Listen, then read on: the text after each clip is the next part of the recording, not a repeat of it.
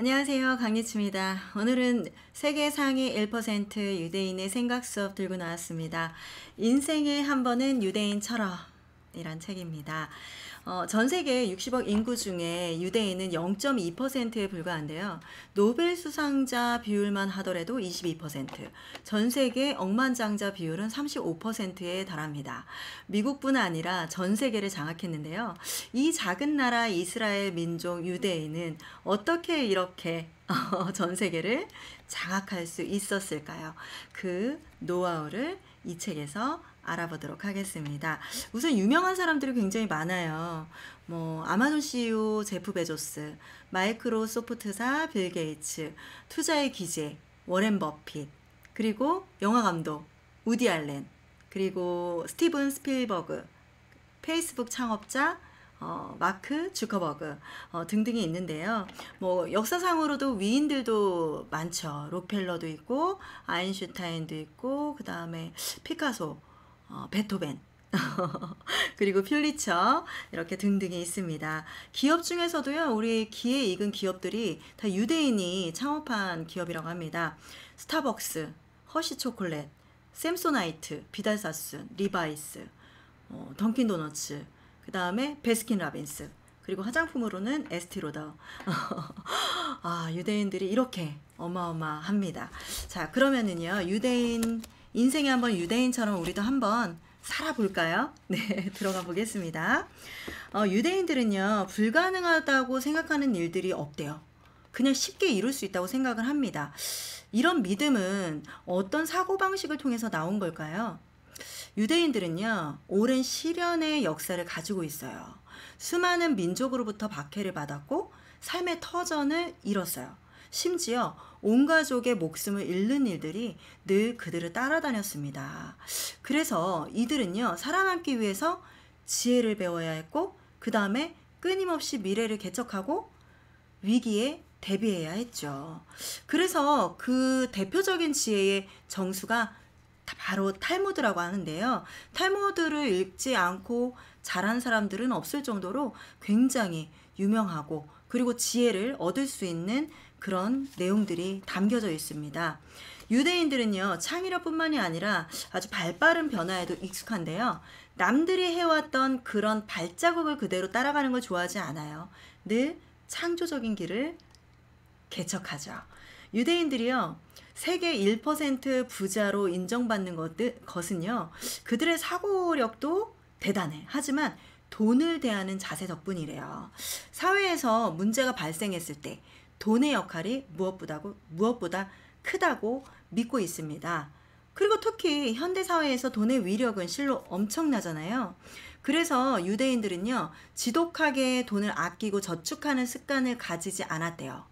만약에 그랬다면 그렇게 위대하고 상위 1%에 속하는 삶을 절대 살지 못했을 거예요. 우리나라 사람들은 유대인하고 좀 다른 게 있다면, 이런 금융에 대해서 유대인들은 엄청나게 밝대요. 어렸을 때부터 돈을 가르치기 때문에.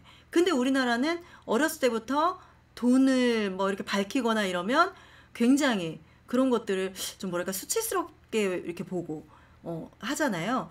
그런 게 좀 다른 것 같습니다. 그래서 우리나라 사람들은 또 절약하고 저축하고 돈을 은행에다가 꼭 모셔둬야 되고 투자는 위험한 거고 이런 식으로 배웠잖아요. 유대인은 그렇지 않다고 합니다. 중세부터요, 유대인은 돈으로 인생을 산다는 말이 전해져 내려오고 있어요. 유대인이라는 이유로 남들보다 2배 이상의 세금을 냈고 박해를 면하게 해줄 보호자가 필요했어요. 그래서 보호자의 비호를 받는 대가로 특별비를 지불하거나 거액의 기부금을 내야 했기 때문이고요. 또 자신들의 터전에서 살아야 하는 허가증을 획득해야 했기 때문에 돈이 필요했다고 합니다. 그래서 전 세계 어떤 민족보다도 현실주의자적인 입장을 갖게 된 건지도 모른다고 합니다. 우선 탈무드에 이런 얘기가 나와요. 태어날 때 가난한 것은 내 탓이 아니다. 죽을 때 가난한 것은 내 탓이다. 특히 죽음을 앞두고도 가난에서 벗어나지 못하고 재산을 전혀 쌓지 못한 것은 결코 용서받지 못할 일이다 라고 쓰여 있습니다.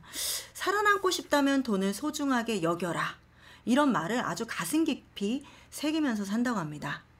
유대인은 그럴 만한 이유가 있어요. 오랜 유랑 생활을 했고 토지를 소유하지 못했잖아요. 반유대주의 정책 때문에 많은 재산을 쌓지 못했어요. 언제라도 거주지에서 쫓겨날 수 있는 위기위식 속에서 유대인이 가질 수 있었던 것은 오직 지혜와 돈밖에 없었기 때문이죠. 또 유대인은요, 옛말에 이런 말이 있어요. 물고기를 잡아주는 것보다 물고기 잡는 법을 가르쳐 주는 게 낫다. 그래서 유대인이 물고기보다 물고기 잡는 법에 더 관심이 많았습니다. 유대인에게 돈을 버는 일이 어떤 것이었을까요? 생존하기 위한 필수 조건이자 절대적인 가치가 있는 일이었던 거죠. 만약에 돈을 벌 수 있는 상황이 있어. 근데도 행동을 취하지 않고 있어. 이것을 제약이며 하늘의 벌을 받아 마땅한 일이다 라고 생각을 했대요. 그리고 또 이런 말도 있어요. 돈이 있는 곳에 유대인이 있다. 그래서 세계 무역을 아주 적극적으로 개척을 했고 세계 각국의 무역 파트너들과 친밀한 관계를 유지하기도 하고 거래를 이어주는 역할도 불사하고 있습니다. 또 유대인은요, 돈을 선악으로 구분하지 않습니다. 돈이 돈 엄청 좋잖아요. 그죠? 네. 매일같이 돈 계산하는 일을 부끄럽게 생각하지 않고 원하던 지갑을 갖지 못했다고 해서 자괴감에 빠지지도 않는데요. 그럼에도 불구하고 대다수 유대인이 후대에게 의사, 변호사, 금융가, 사업가가 되길 바라는 이유는 연봉이 높을수록 삶의 질이 높아진다는 걸 알기 때문이래요. 굉장히 지혜롭죠.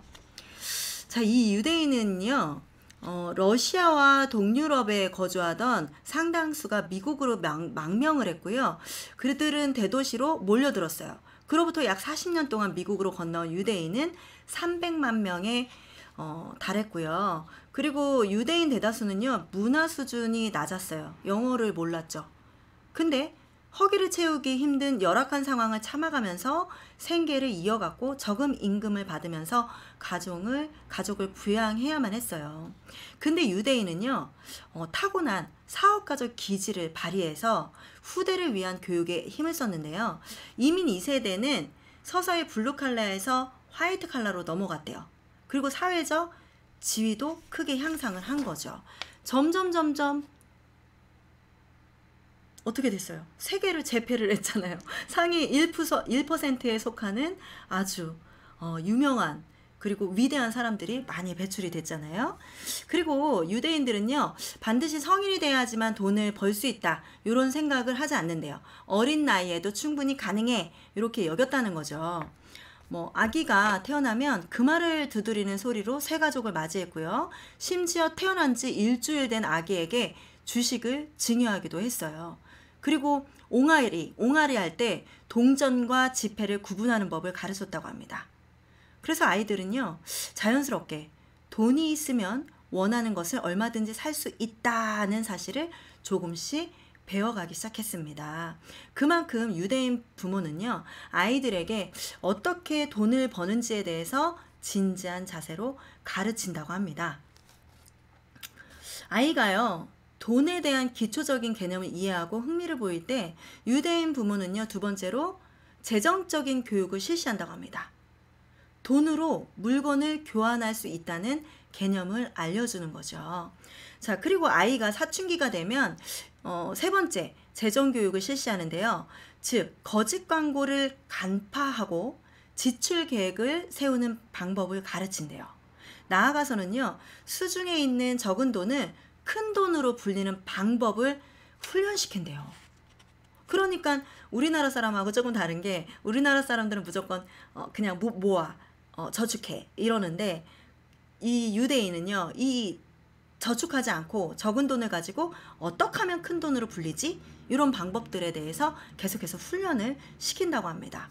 그래서 금전교육을 강조하는 유대인 가정과는 달리 보통 가정에서는 어린아이들에게 금전교육을 소홀히 하거나 일부러 가르치지 않기도 하잖아요.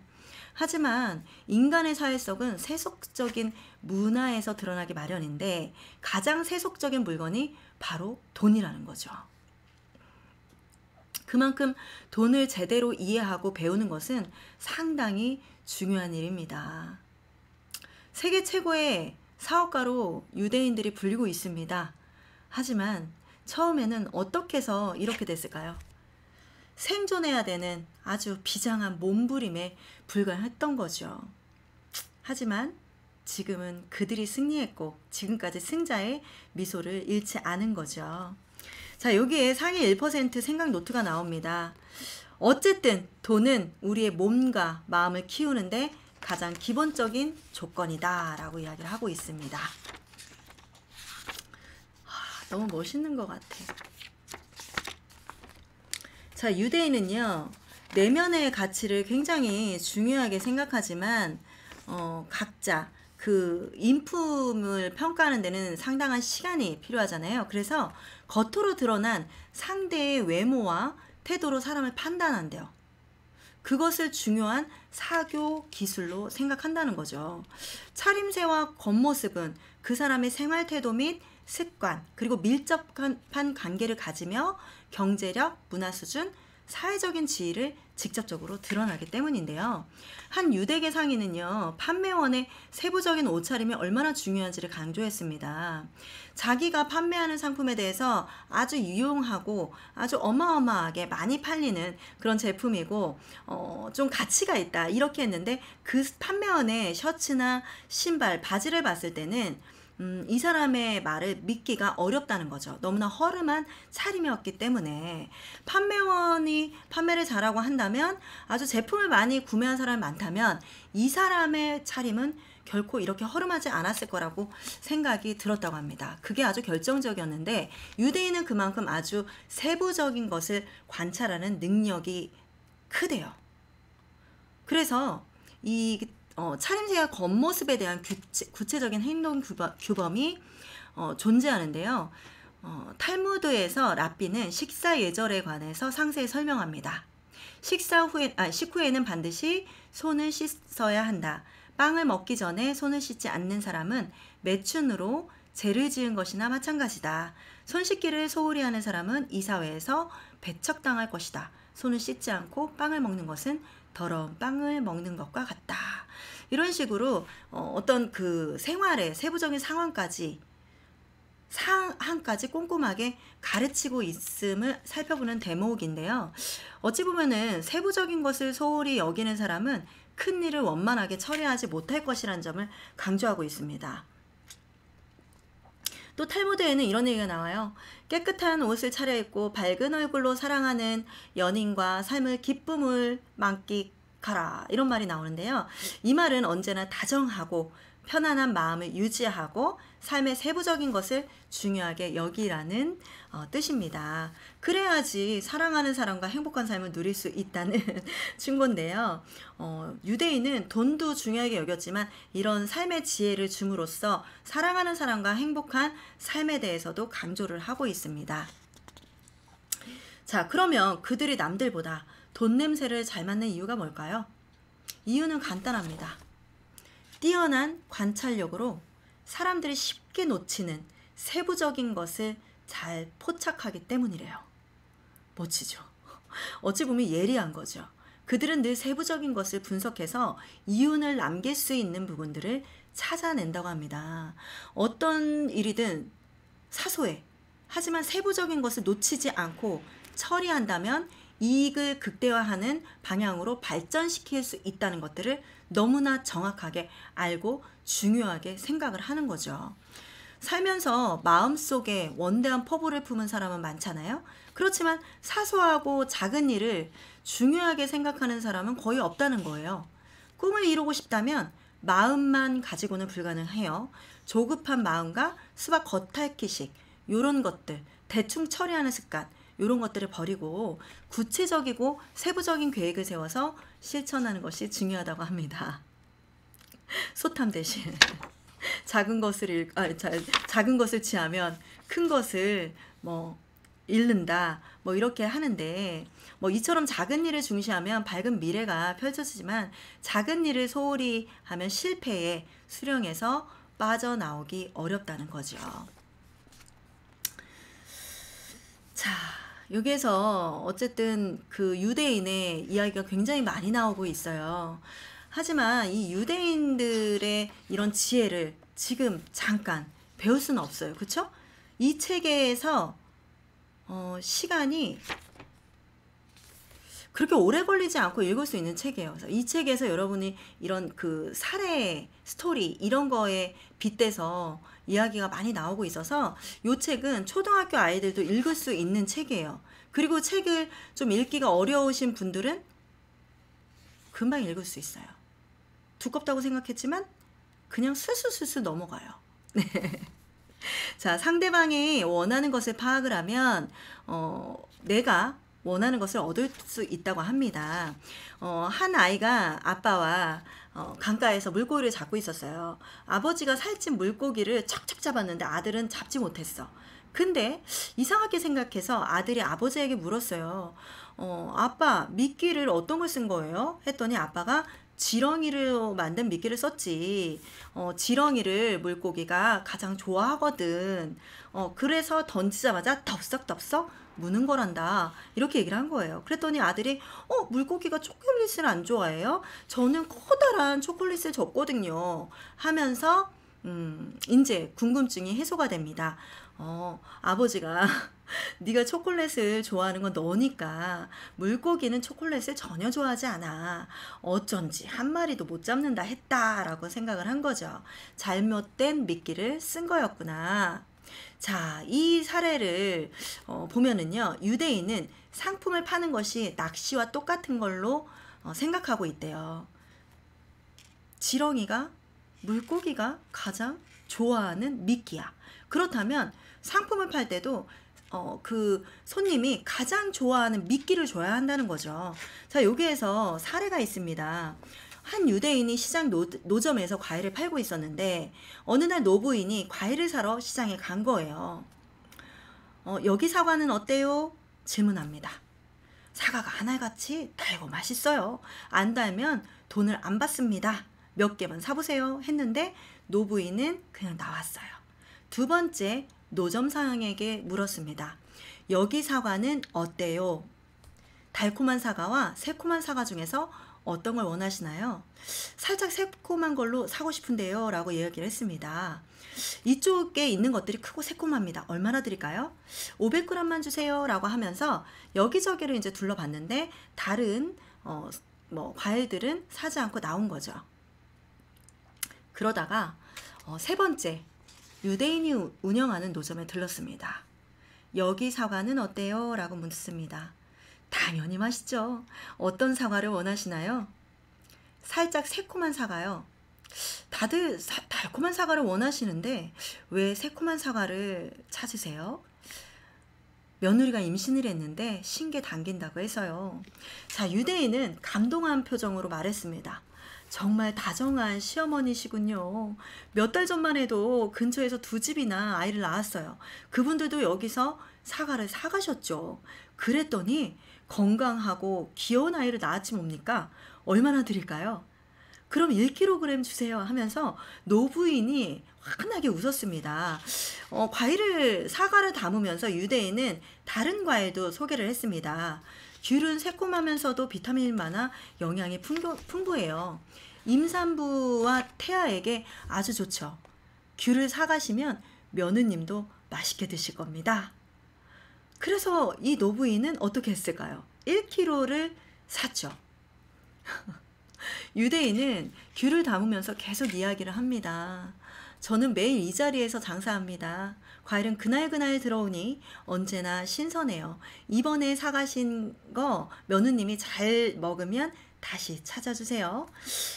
유대인의 말에 기분이 좋아진 노부인은 약속을 합니다. 다음에 꼭 들릴게요 라고.